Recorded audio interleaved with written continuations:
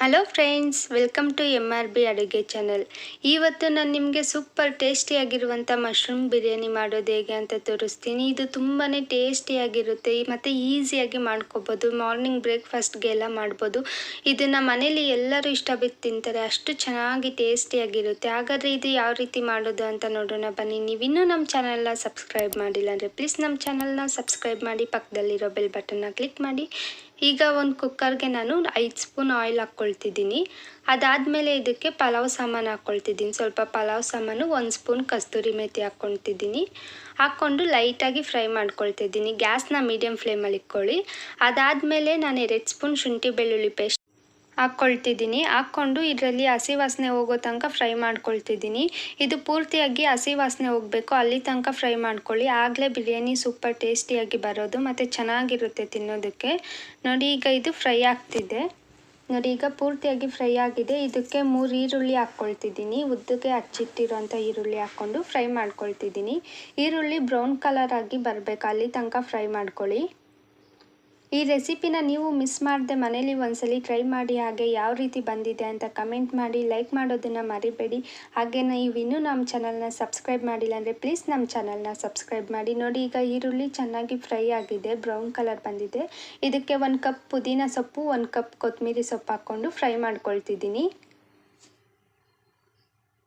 ಈ ರೀತಿಯಾಗಿ ಕೊತ್ತಂಬರಿ ಸೊಪ್ಪು ಮತ್ತು ಪುದೀನ ಎಲ್ಲ ಚೆನ್ನಾಗಿ ಫ್ರೈ ಆಗಬೇಕು, ಅಲ್ಲಿ ತನಕ ಫ್ರೈ ಮಾಡ್ಕೊಳ್ಳಿ.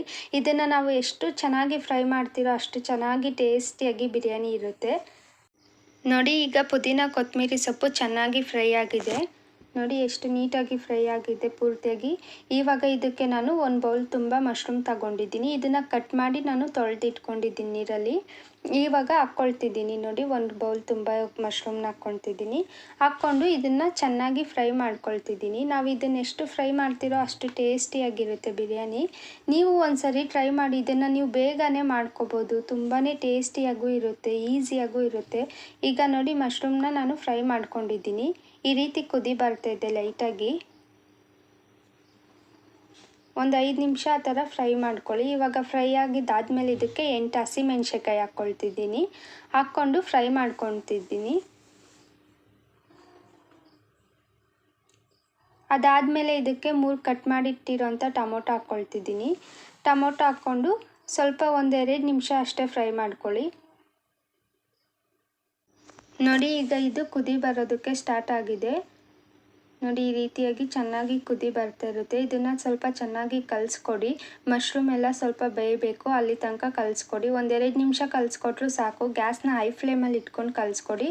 ಈ ರೀತಿಯಾಗಿ ಚೆನ್ನಾಗಿ ಫ್ರೈ ಆಗುತ್ತೆ. ಇದಕ್ಕೆ 1 spoon garam masala, 2 spoon biryani powder, ಹಾಗೆ 1 ಸ್ಪೂನ್ ಧನಿಯಾ ಪುಡಿ, ಅರ್ಧ ಸ್ಪೂನ್ ಅಚ್ಕಾರದ ಪುಡಿ, ಹಾಗೆ ಅರ್ಧ ಟೀ ಸ್ಪೂನ್ ಅರಿಶಿನ ಹಾಕ್ಕೊಂಡಿದ್ದೀನಿ. ಹಾಕ್ಕೊಂಡು 1 ಸ್ಪೂನ್ ಕಲ್ಲುಪ್ಪು ಹಾಕ್ಕೊಳ್ತಿದ್ದೀನಿ. ಉಪ್ಪು ರುಚಿಗೆ ತಕ್ಕಷ್ಟು ನೋಡಿ ಹಾಕ್ಕೊಳ್ಳಿ. ಹಾಕ್ಕೊಂಡು ಇವಾಗ ಈ ಎಲ್ಲ ಮಸಾಲೆನೂ ಚೆನ್ನಾಗಿ ಮಶ್ರೂಮ್ಗೆ ಹಿಡಿಬೇಕು, ಅಲ್ಲಿ ತನಕ ಫ್ರೈ ಮಾಡ್ಕೊಳ್ತಿದ್ದೀನಿ. ಮತ್ತು ಇದು ಮಸಾಲೆ ವಾಸನೆ ಎಲ್ಲ ಹೋಗಬೇಕು, ಹಸಿ ವಾಸನೆ, ಅಲ್ಲಿ ತನಕ ಫ್ರೈ ಮಾಡ್ಕೊಳ್ಳಿ. ನೋಡಿ, ಈ ರೀತಿಯಾಗಿ ಫ್ರೈ ಮಾಡಿಕೊಂಡು ಇದನ್ನು ಕುದಿಯೋದಕ್ಕೆ ಬಿಡಿ. ಚೆನ್ನಾಗಿ ಆವಾಗ ಮಸಾಲೆ ಎಲ್ಲ ಮಶ್ರೂಮ್ಗೆ ಹಿಡಿಸುತ್ತೆ ಮತ್ತು ತಿನ್ನೋದಕ್ಕೆ ಸೂಪರಾಗಿರುತ್ತೆ. ನೋಡಿ, ಇವಾಗ ಇದು ಚೆನ್ನಾಗಿ ಕುದಿ ಬರೋದಕ್ಕೆ ಸ್ಟಾರ್ಟ್ ಆಗಿದೆ. ಇವಾಗ ಇದಕ್ಕೆ ನಾನು 1 ಕಪ್ಪು ಗಟ್ಟಿ ಮೊಸರು ಹಾಕ್ಕೊಳ್ತಿದ್ದೀನಿ. ಗಟ್ಟಿ ಮೊಸರು ಹಾಕ್ಕೊಂಡು ಚೆನ್ನಾಗಿ ಮಿಕ್ಸ್ ಮಾಡ್ಕೊಳ್ತಿದ್ದೀನಿ. ಮತ್ತು ಏನಂದರೆ ಮೊಸರು ಹಾಕೋದ್ರಿಂದ ಬಿರಿಯಾನಿ ತುಂಬ ಸೂಪರಾಗಿರುತ್ತೆ ಮತ್ತು ರೈಸ್ ಸಾಫ್ಟಾಗಿರುತ್ತೆ. ತಿಂತಾ ಇದ್ದರೆ ಇನ್ನೂ ತಿನ್ನಬೇಕು ಅಂತ ಅನಿಸುತ್ತೆ. ಮೊಸರು ಹಾಕೋದ್ರಿಂದ ರುಚಿ ಇನ್ನೂ ಹೆಚ್ಚುತ್ತೆ.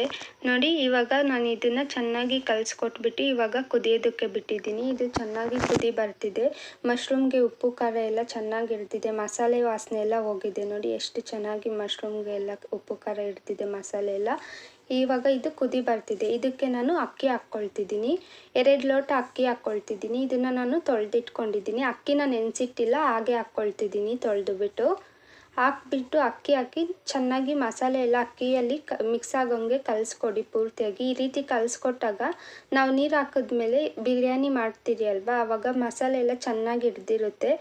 ಅಲ್ಲಲ್ಲಿ ವೈಟಾಗಿ ಆ ಥರ ಬರೀ ಅನ್ನ ಆ ಥರ ಇರೋದಿಲ್ಲ, ಚೆನ್ನಾಗಿ ಬಿರಿಯಾನಿ ರೆಡಿ ಆಗುತ್ತೆ.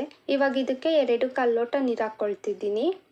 ನೀಟಾಗಿ ಕಲಿಸ್ಕೊಟ್ಬಿಟ್ಟು ನೀರು ಹಾಕ್ಕೊಂಡಿದ್ದಾದಮೇಲೆ 1-2 ಸುತ್ತಿ ಈ ರೀತಿಯಾಗಿ ಚೆನ್ನಾಗಿ ಕಲಿಸ್ಕೊಡಿ. ಇವಾಗ ಇದಕ್ಕೆ ಲಾಸ್ಟಲ್ಲಿ ಸ್ವಲ್ಪ ಕೊತ್ತಂಬರಿ ಸೊಪ್ಪು ಹಾಕ್ಕೊಳ್ತಿದ್ದೀನಿ ಮತ್ತು 1 ಸ್ಪೂನ್ ಎಣ್ಣೆ ಹಾಕ್ಕೊಳ್ತಿದ್ದೀನಿ.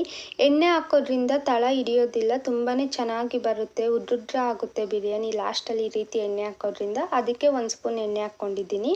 ಅದಾದಮೇಲೆ ಇವಾಗ ನಾನು ಕುಕ್ಕರ್ ಮುಚ್ಚಳ ಮುಚ್ಚಿದ್ದೀನಿ. ನೀವು ಉಪ್ಪು ಖಾರ ಎಲ್ಲ ಸರಿಯಾಗಿದೆ ಅಂತ ನೋಡಿಕೊಂಡು ಕುಕ್ಕರ್ ಮುಚ್ಚಳ ಮುಚ್ಕೊಳ್ಳಿ. ನೋಡಿ, 1 ವಿಸಿಲ್ಗೆ ಬಿಟ್ಟೆ ಬಿರಿಯಾನಿ ಎಷ್ಟು ಚೆನ್ನಾಗಿ ರೆಡಿಯಾಗಿದೆ. ಮಶ್ರೂಮ್ ಬಿರಿಯಾನಿ ನೀವು ಈ ಥರ ರೆಸಿಪಿನ ಮನೇಲಿ ಟ್ರೈ ಮಾಡಿ, ಖಂಡಿತ ಇಷ್ಟ ಬೀಳ್ತೀರಾ, ಅಷ್ಟು ಚೆನ್ನಾಗಿರುತ್ತೆ. ಇದು ಸೂಪರಾಗಿರುತ್ತೆ.